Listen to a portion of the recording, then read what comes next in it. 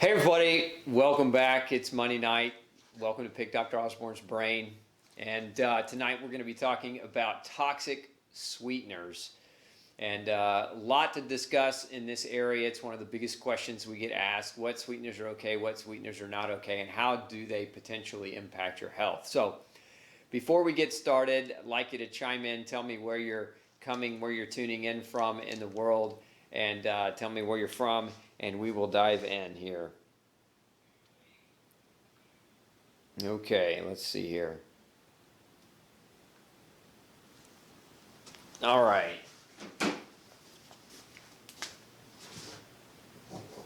We got another bad marker.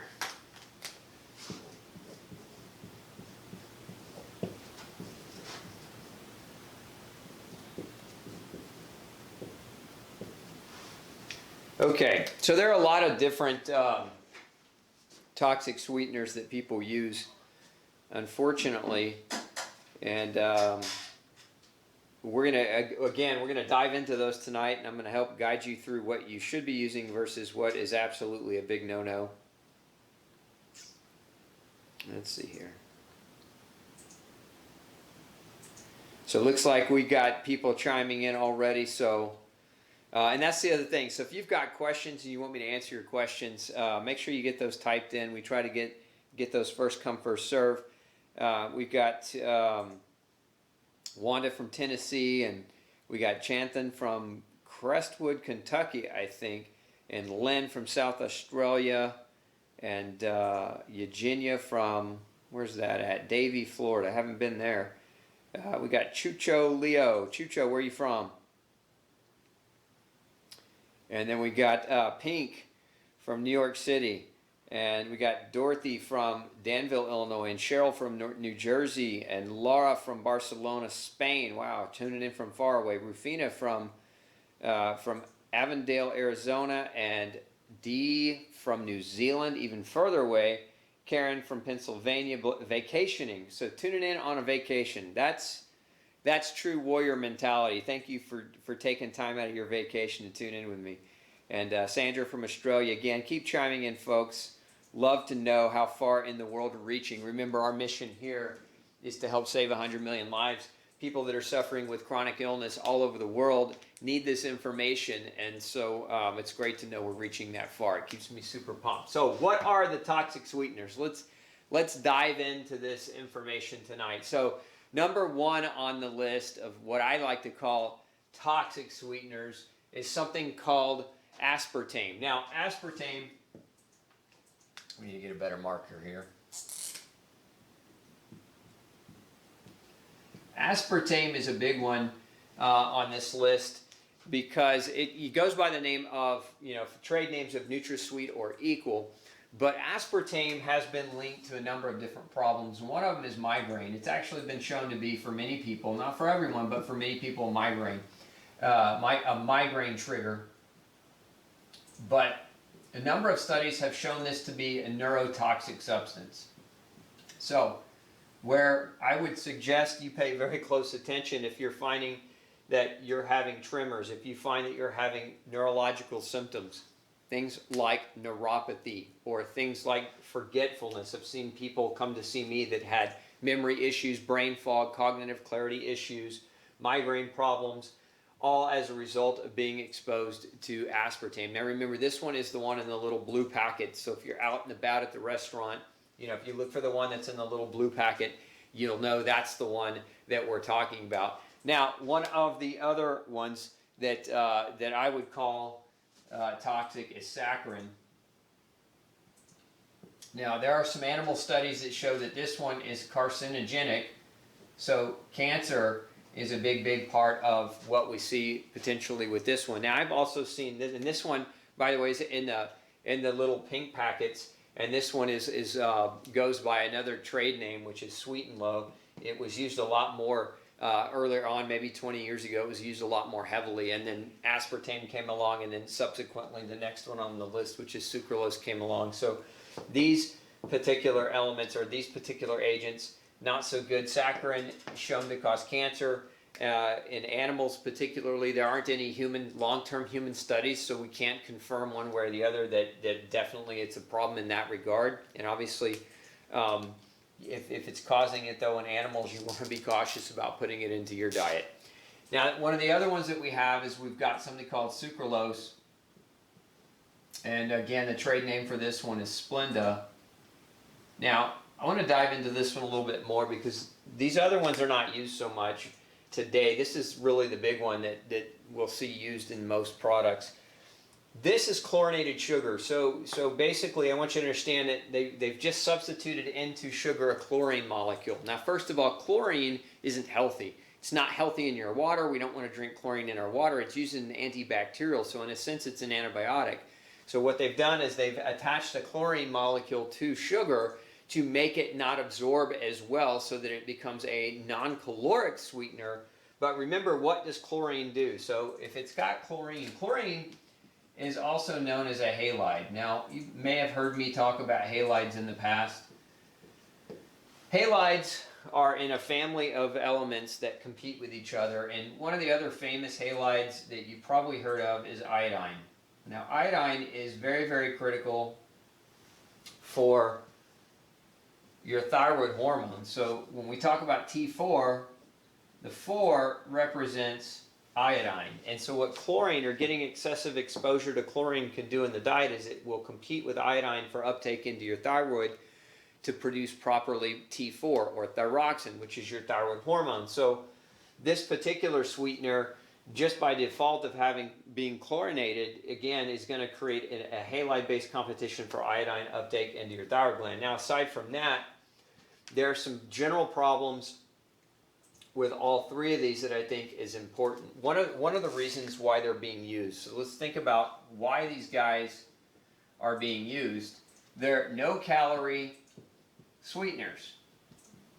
So the kind of the myth that prevails out there in the world, if they're no-calorie sweeteners, it's trying to get sweet into food but minimize calories, because calories can, excessive calories from sugar obviously linked to diabetes and obesity and linked to metabolic syndrome and other disorders. And so if we could artificially create sweet without creating the calories, then technically maybe we could have something that would work to not generate those diseases. But the problem isn't necessarily with the caloric value of sugar.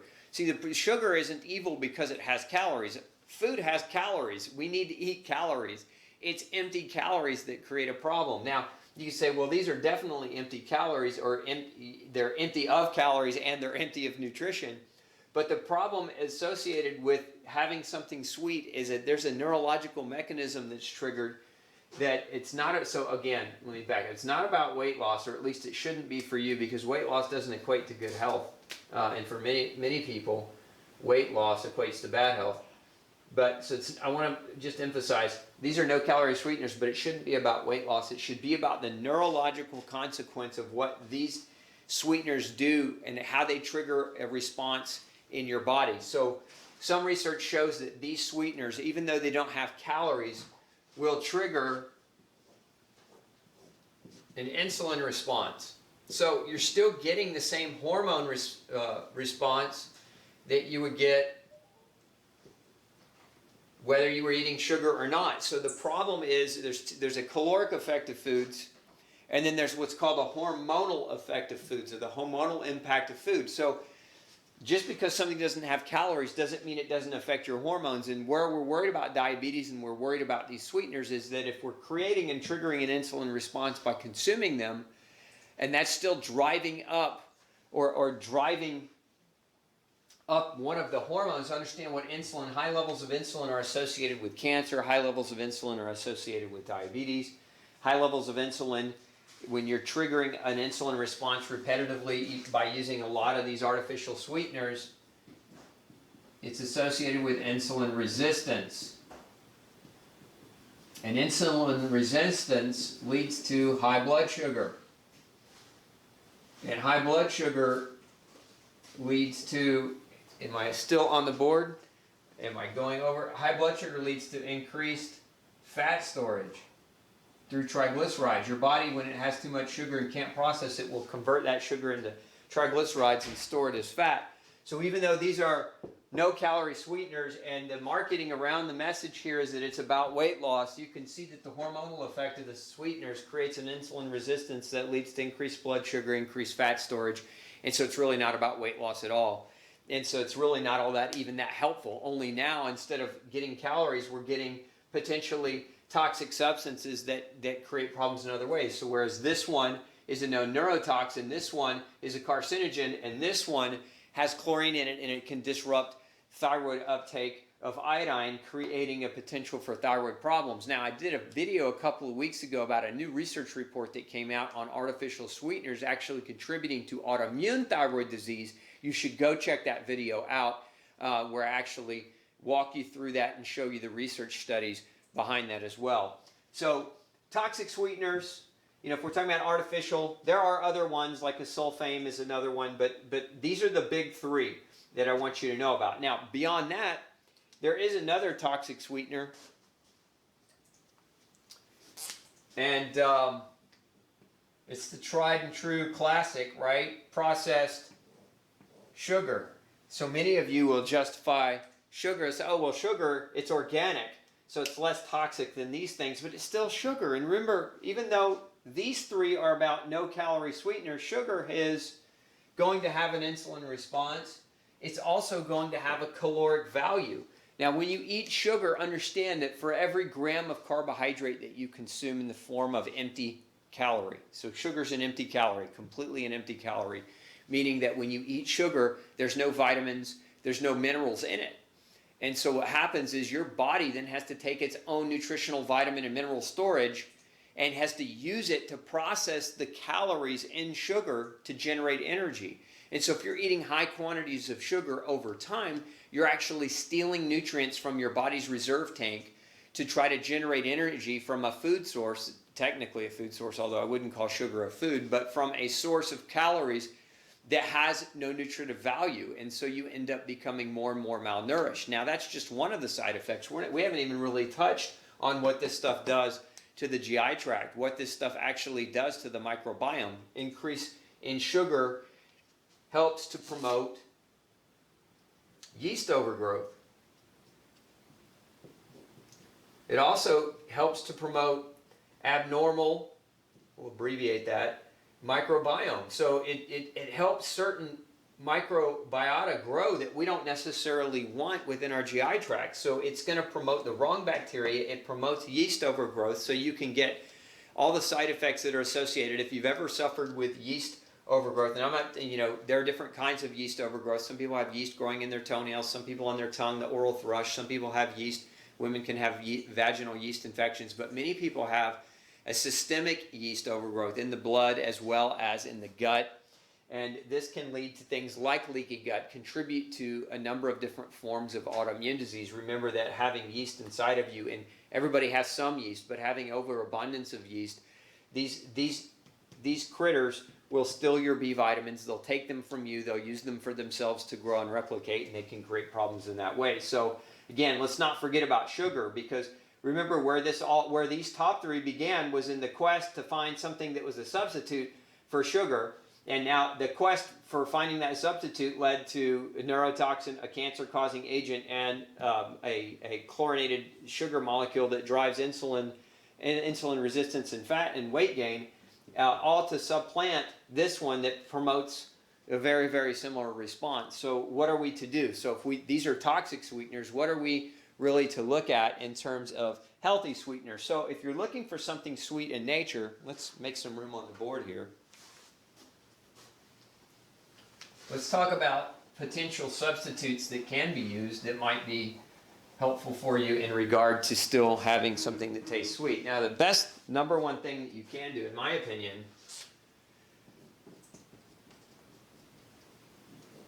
very simply, is eat fruit.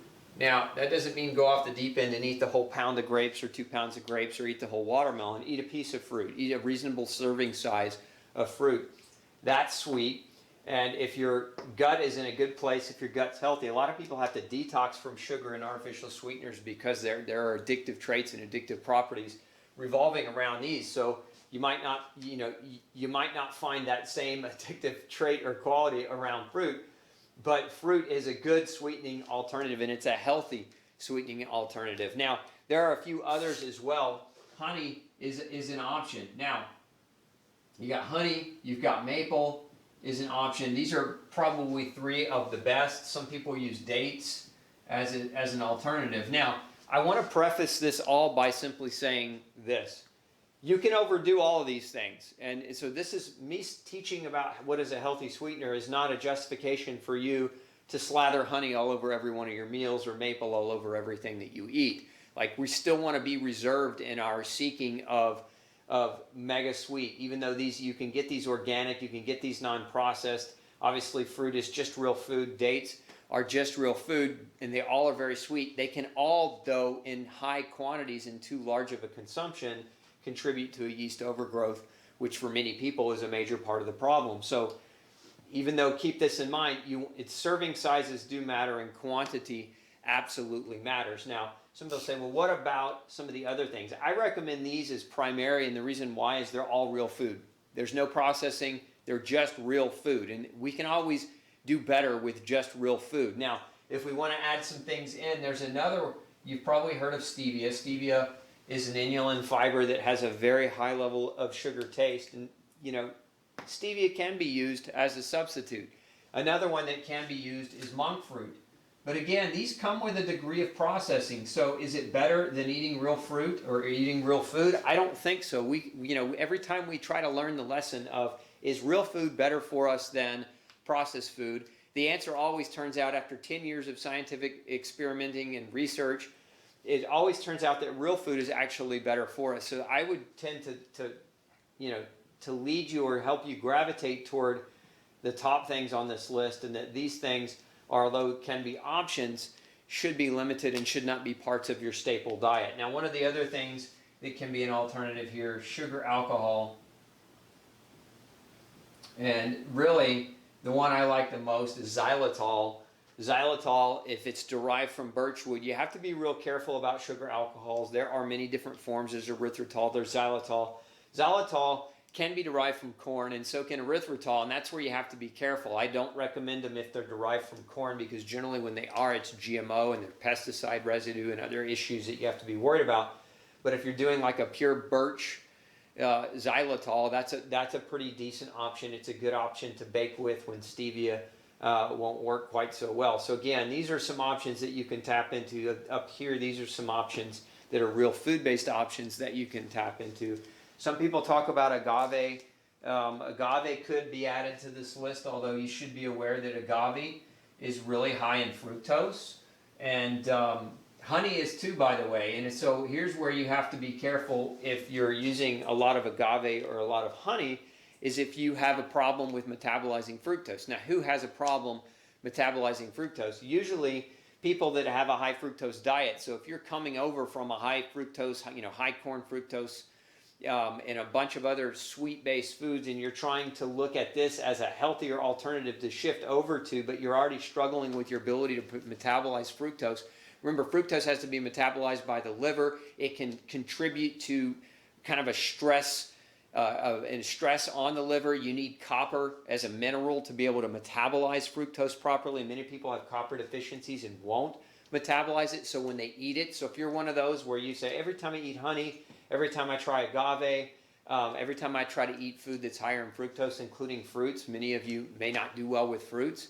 It could very well be because you have a fructose metabolism issue, which could be caused by copper deficiency. So copper is very, very common.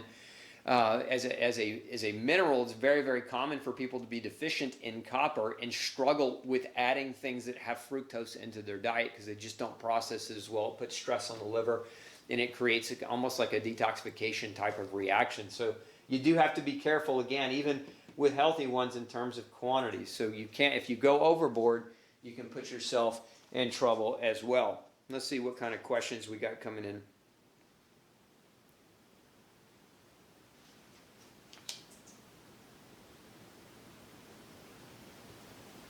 All right, so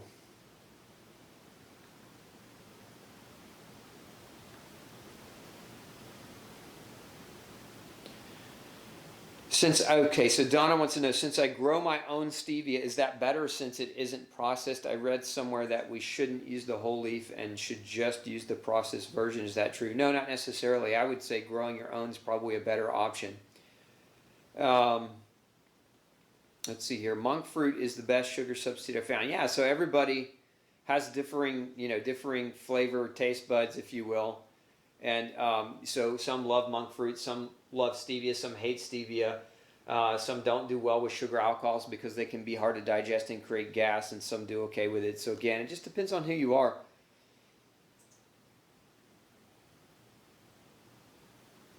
So I'm glad you're asking this. Karen is saying, what about the Boca Sweet? It's made from pumpkin melon type fruit, not supposed to make insulin spike. Every time I've heard that in science, it doesn't make your insulin spike. I've found that it's not true 100% of the time in different people. So here's the thing. Let's say that you're trying some of these different alternative sweetener options. One of the easiest things that you can do to make sure it's not spiking your blood sugar levels is you can do testing. So some people get the little at-home blood glucose monitors to just check to see after eating or consuming these types of things to see if they do get a spike, which is something I would encourage you to do. We've also found some companies that are out there publishing no sugar added to their health products are actually adding sugar, and so sometimes again it's just the manufacturer of a different product. There's a trust factor there, so it's never a bad idea to test, especially if you're eating it and not feeling well after trying to eat it. Yeah, Sandy's saying, to my point just now, Sandy says I had to use xylitol for 8 months with the candida issue and had horrible gas issues with it. Yeah, some people do because xylitol can be hard on gut bacteria. Small amounts go a long way. So Patty's asking about Swerve.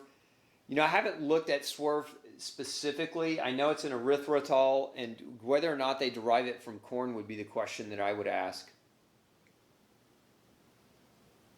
So calling the manufacturer and asking that question. So Chucho wants to know, what test for yeast overgrowth? There are a lot of different ones, Chucho. You can have a microbiome test done on the gut itself. I like to use a technology called MALDI-TOF, which is, in my opinion, more accurate than any other in terms of identifying yeast in the GI tract. There's also microscopy where you can actually look for yeast colonies within the gut. So getting with a good doctor who can run those types of tests might be helpful. But then there's also antibodies. Some people produce antibodies to different types of yeast. Now, there are lots of different kinds of yeast. Candida is, when most people are talking about a yeast overgrowth, Candida is the one that most people are talking about. But there's different species. So Candida is just one, and there are different kinds of Candida. There's Candida albicans, for example. There's Candida lusitania. And then there are others. So running a thorough blood test for different antibodies could help you detect whether or not you have an allergic response or that you have an ongoing yeast issue systemically. And so again, it's just a matter of getting with your doctor to ask for the right type of test to help you understand that. All right.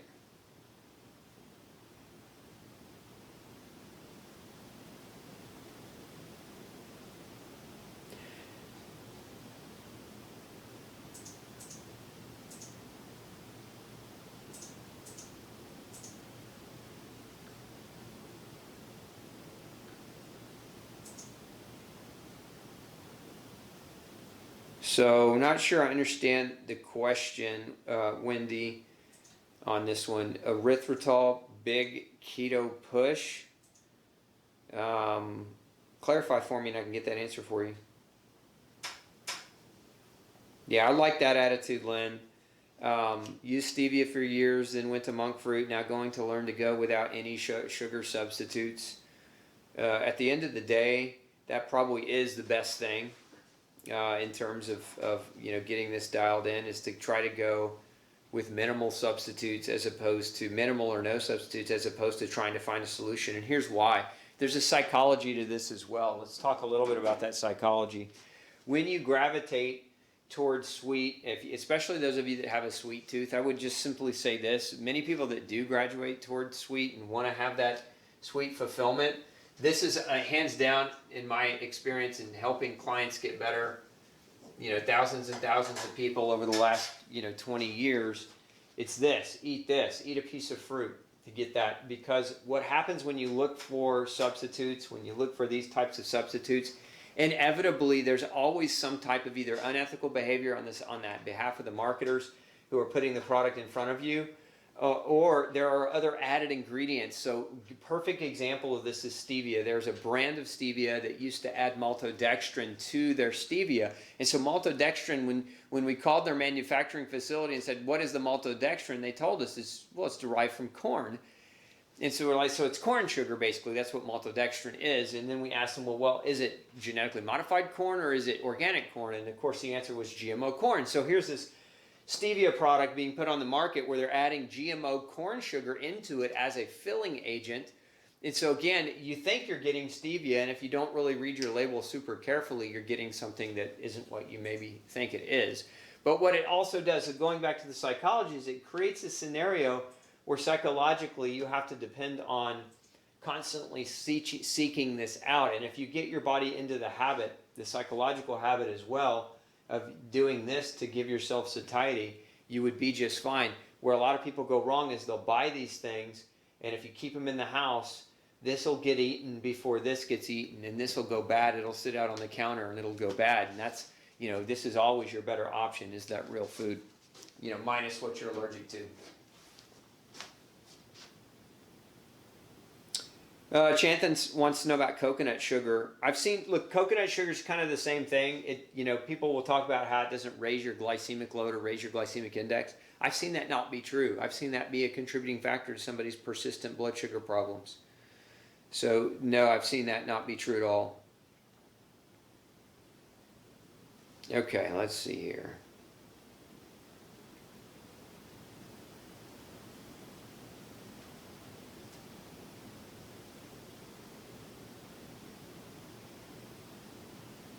So I want to ask you guys a question tonight.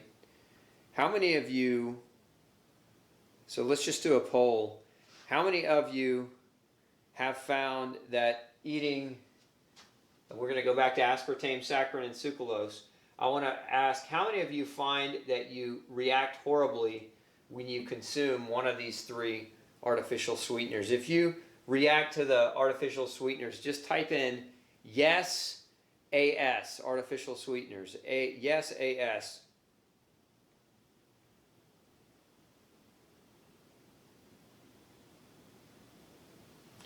And I'll wait for those responses. And Linda's chiming in. She says, can't believe the sweeteners are connected to thyroid problems. Though I gave up my diet cola years ago, I've been diagnosed with Hashimoto's. When I've tried to have one on rare occasion, it slows my gut down severely. As much as I'd like to have one, I just have to avoid it. Thanks for sharing your experience, Linda. Oh wow, look at all the yeses coming in on irritation here for the top three here. So absolutely, I don't think I'm talking to a room of people who don't get it. Tennille says, can eating too much sugar cause yeast on the skin? Yes, it can. You can develop yeast overgrowth anywhere in the body, and the skin is just a manifestation of a yeast overgrowth internally in most experiences, unless you were talking about something like a jock itch, where there's an actual tinea yeast growing on the skin, because the crotch is a dark and moist place. It can be ideal and favorable for yeast growth. Same thing with like athlete's foot. It's another location where we can see yeast growing on the skin. But you can have yeast manifestations on the skin. I've actually seen a number of people that had prior diagnoses of eczema and psoriasis, and those were being actually in a big way triggered by yeast overgrowth. So it was coming out in the skin. The inflammation was coming out in the skin. Okay.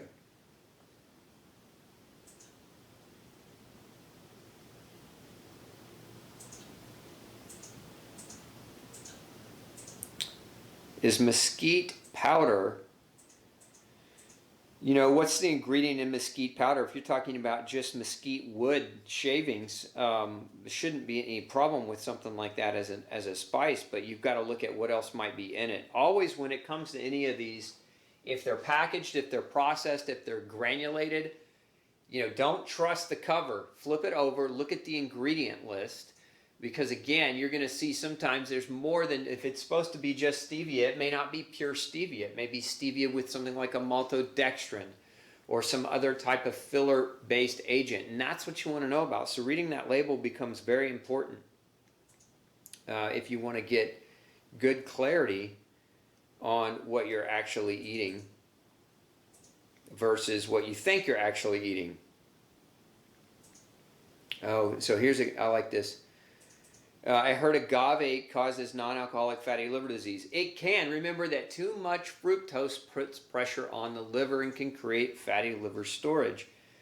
So again, it goes back to, for most, it's not, okay, if you had agave now and again, then it's going to create non-alcoholic fatty liver disease. But if you're having agave, and it's just like, it's a quantity issue. If you're rubbing it all over everything, pouring it all over everything, using it as a sweetener and everything, in my opinion, it's no better than corn syrup, minus the fact that corn's a grain and it comes with all the other grain-based problems. But high doses of agave can be detrimental for sure.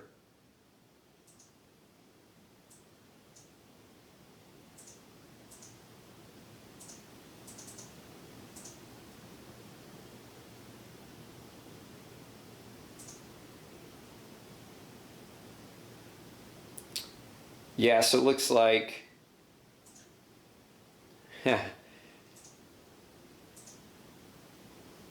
yeah, so lots of you chiming in on the how do you remove yeast on the toenail. Look, there are a number of different ways. One of the best things to do is sunshine. If you got yeast growing on the nail bed, and we're just talking about UV light exposure can help with fungal growth under toenails. So UV light exposure is great. Soaking in things like Epsom can be helpful or effective. Some people use an essential oil like a tea tree oil or a clove oil or something along those lines as a topical for it. But ultimately, in my experience with toenail infections, they're usually a problem of a deeper rooted yeast systemic problem. So sugar-free, dairy-free, grain-free is extremely helpful from a diet perspective. And then also doing those other things, if you really truly want to get to the root and eradicate it, that in my experience is probably the top. Marie wants to know, can sugar cause constipation? Yes, it can. Sugar can absolutely cause constipation. Remember, sugar can alter the microbiome, and the microbiome are responsible for making your serotonin. About 90% of your serotonin, which is what helps the gut contract and relax, are produced by healthy, good bacteria. Oh, I like that. Wendy says, stay away from nail salons. It's a great commentary, Wendy, because the nail salons are a lot of times where people get infections because they don't necessarily autoclave their equipment. When you're trying to sterilize equipment, in hospitals, there's a device called an autoclave, which is a very, very strong sterilizing agent. But, in nail salons, they're not necessarily using autoclaves, and so the hygiene definitely can come into play. Sandy says, I crave chocolate. Is there any that is safe? Look, what I would recommend that you do is take you some pure 100% organic cocoa powder, and you can mix in a little bit of one of these as sweetener agents in it, or even some of the stevia as it, and you can kind of make your own chocolate chips in that regard. That's probably one of the safest ways to eat chocolate and not have a major issue with it.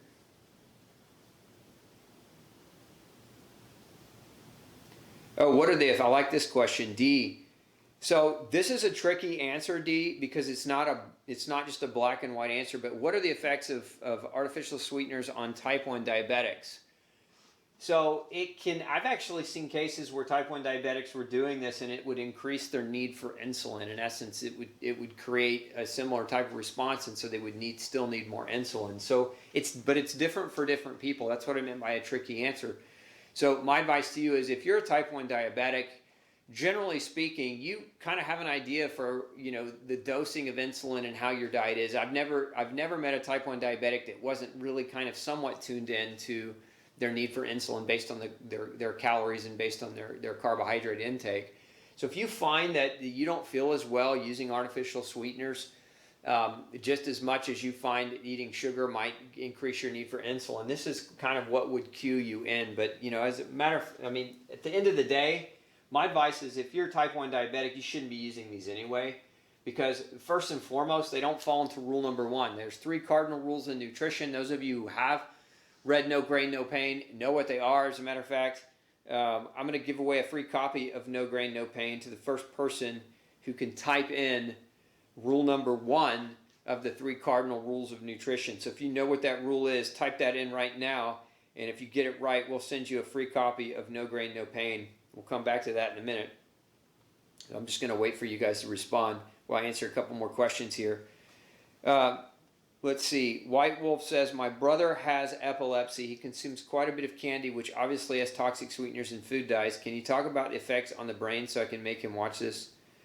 Absolutely. I mean, if you've got an epileptic problem, understand that that's a neurological problem. So if you're eating a lot of candy, that especially the candy with the aspartame, and understand today, in today's world, candy is not what it used to be. You know, back in the day, they put some confectious sugar in candy, and that's what sweetened it. Today, they're mixing in this one, they're mixing in a little bit of that one, they're putting in a little sulfame, they're putting sugar in, they're putting corn syrup in, and they're getting this layered effect of sweet, sweet, sweet, sweet, sweet, so the candy stays ultra sweeter for a lot longer, and it makes it even more toxic. And so again, this being a neurotoxin, if you've got an epileptic diagnosis, you've got to look at avoiding this.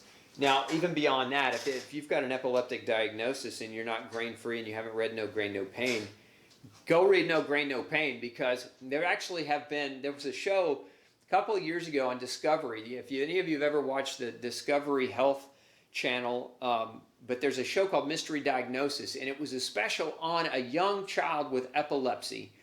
And they were trying to figure out why this child had epilepsy. And it turned out that the epilepsy is a form of non-celiac gluten sensitivity. So gluten was actually creating and triggering the epileptic seizure disorder in this person. And that has been my experience in the practice and seeing people that have come in who've had a history of epileptic problems.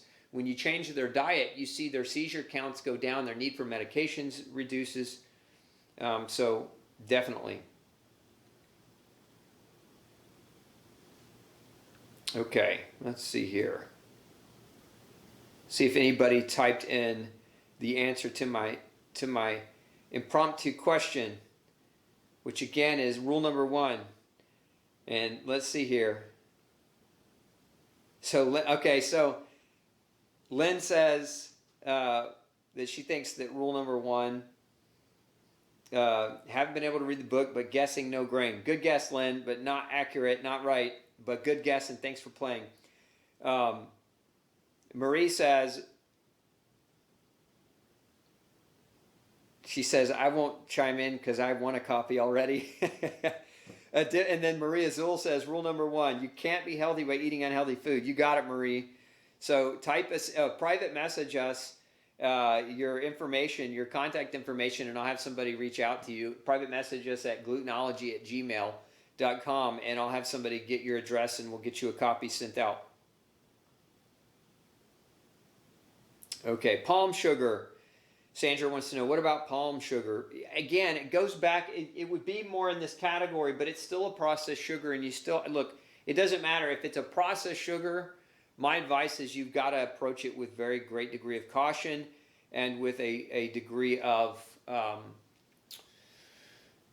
serving size control. Like how much are you going to eat and how frequently are you going to eat it? Because that's where people get in trouble. I like this. Brigitte says, I got some pictures of this, Brigitte. On a funny note, she says, no pain in French mean no bread. Pause the pain. That's great. Thanks for sharing. Okay. Karen got it too. If it makes you feel bad, don't eat it. But that's rule number 3, Karen. So you were right, but you were on the wrong rule. So Karen said, so what are the 3 rules? The cardinal rules of nutrition. You can't get healthy eating food that's not healthy, number 1. Number 2, if it makes your body feel bad, listen to your body. Don't eat it. Number 3, don't eat what you're allergic to. And that's a big part of what we do testing for in the office, is to make sure that people understand that you can have delayed reactions. You can have delayed allergic responses that behave more like a virus than they do like an acute allergy. So you might eat it and your lips don't swell, your throat doesn't constrict, you don't feel symptoms immediately. You just feel malaise, fatigue, and inflammation over many, many weeks, and it doesn't cause that acute response. Colin, you must be tuning in late. Is stevia good for an artificial sweetener? Look, stevia is over here on this side of not, of healthier options or healthier alternatives. All right.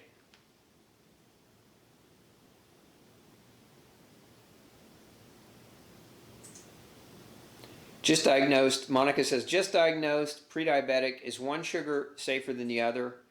If you're diabetic, pre-diabetic, it's time to take it seriously. Let's talk about that for a minute. Why do we want to take it seriously?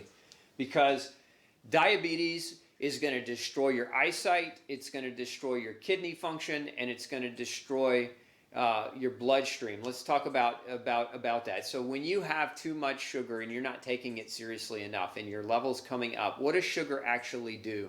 If I poured sugar on the floor, it would make the floor sticky. Well, if you dump sugar into your bloodstream aggressively, it's going to make your bloodstream sticky. When a doctor runs tests for diabetes, they usually will run a test called a hemoglobin A1C or HgA1C. Now that test gives you an average blood sugar reading.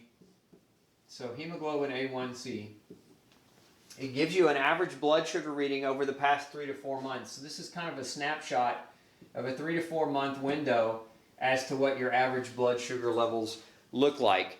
And if yours are riding over 5, if your A1C is over 5, now the lab range is going to tell you anything under 5.7 is normal, but if it's over 5, you got a problem with sugar control.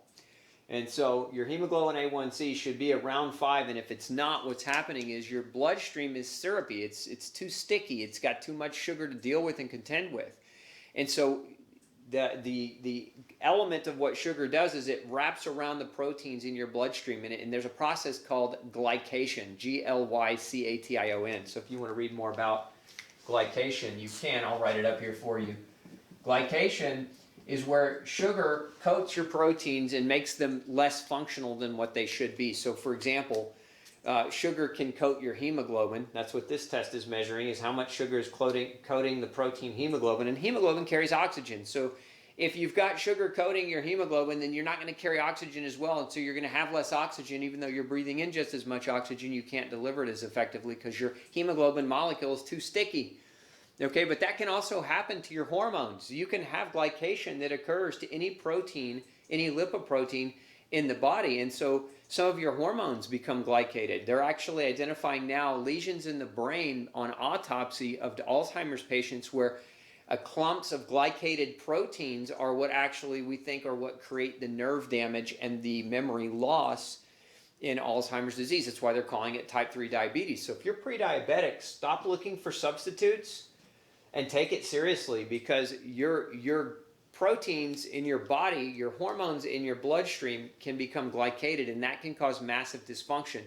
And where diabetics tend to see the damage start to show up is their eyes, their kidneys will start to go, and that can be a very, very big problem for you. So you want to take it very, very seriously. If you look around, all you got to do is drive around any major metropolitan area, you're going to see dialysis centers everywhere. It's because diabetes is rampant. And it's becoming more rampant because people don't take this seriously enough, and their doctors don't take it seriously enough to have a loving, meaningful conversation with them that they should take it seriously. Instead, they give them a pill and they say eat right, but they don't really tell you what eat right means, because dairy can also contribute to high sugar levels, and grain contributes to high sugar levels, and most people are telling you to eat more grain, right? So, if you're pre-diabetic, you just really got to dive in and take it seriously. I know I didn't mean to rant on you there, but I just care enough to hit, hopefully that hit home for you, and you can go out and you can get the job done.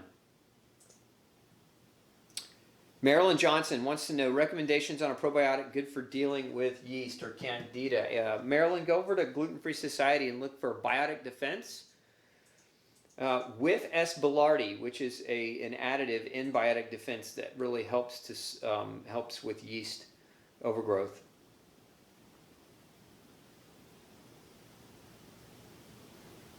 Yeah, Connie says, I had too much sugar last week and felt bad. So going back to rule number 2, if you feel bad, quit eating it, right? Yeah, Monica says, my A1C is 5.8. Connie, my A1C is 5.7. Too high, folks.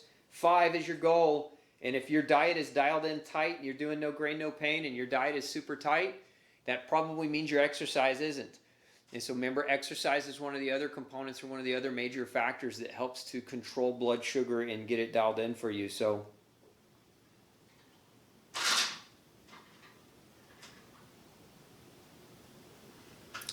yeah, so Brigitte, we're working on a solution for overseas shipping. We'll let you know when we come up with it, but we're looking at some options. Awesome, Monica. I'm glad you appreciate the rant. Okay, let's see here.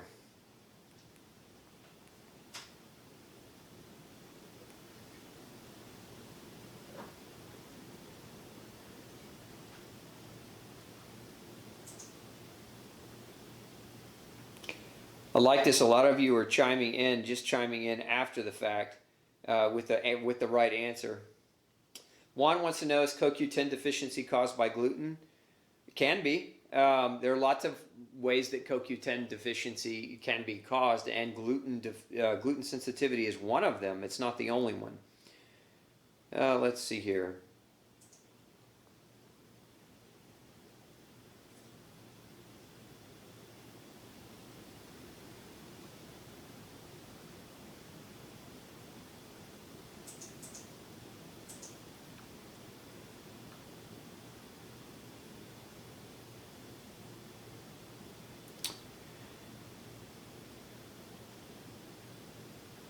I like this, and I'm going to read this out loud because Nancy's chiming in. Everybody in my family, mom, dad, brother, grandparents, have diabetes, but not me. I don't eat sugar.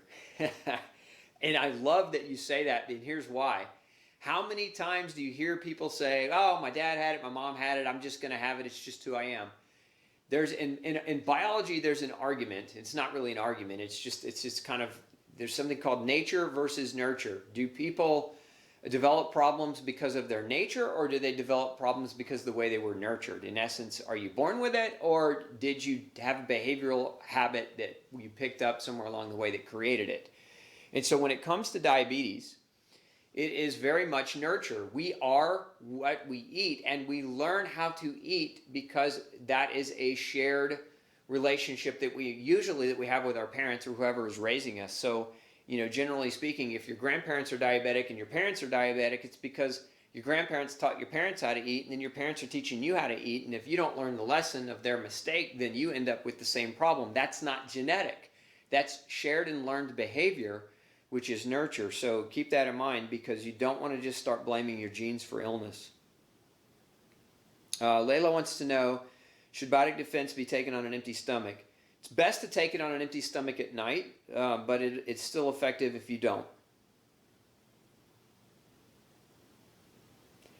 Wow, Sandy says, not one of my doctors have ever told me what the A1C actually is. This is the first time I've heard this.